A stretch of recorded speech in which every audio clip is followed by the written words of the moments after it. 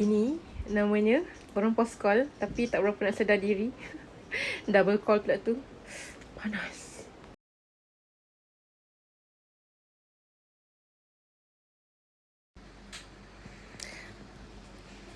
I have a problem now. Ayam gepuk, ayam penyet and ayam geprek complex addict.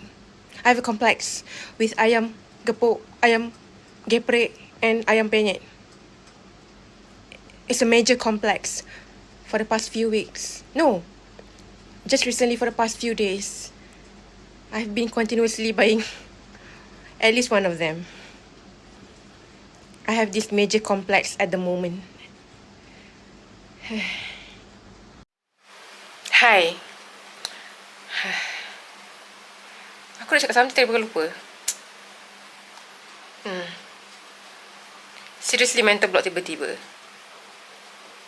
Never mind. Bye.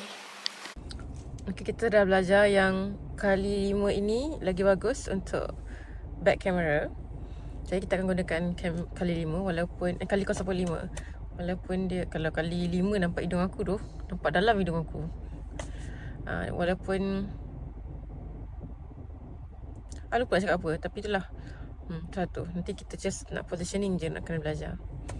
Bye.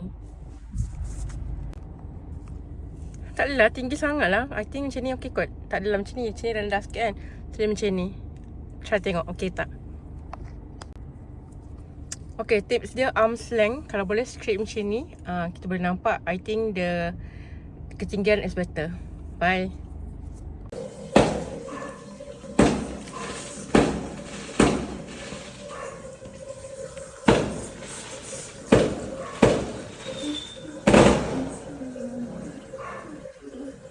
Habis dah. Hello. Hello. Kita try tengok kalau kita harap dia tak jatuh lah gitulah.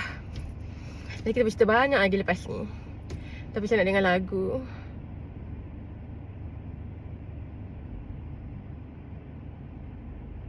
Aku lupa lirik lagu tu.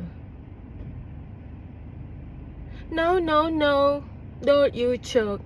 Daddy timing, go for the throat. For the throat. For the throat. Okay dah, bye-bye. Dah balik. Aduh. Bye. I am still having this nasi ayam penyet, nasi ayam geprek, and most probably another nasi ayam. I don't know what you call it again because it is mental block. It is complex. Tak tahu, hari-hari order. Tak boleh berhenti. Oh, this light is so pretty. Just like me, who is very gorgeous. Very smacklinglicious gorgeous. Nah.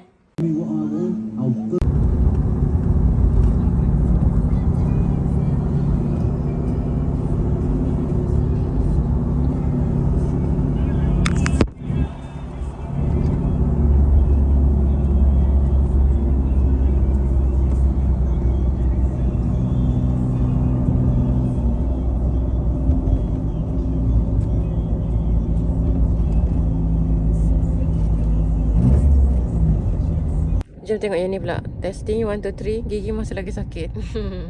Tak sakit dah pun. Ya, tak sakit. Tak sakit.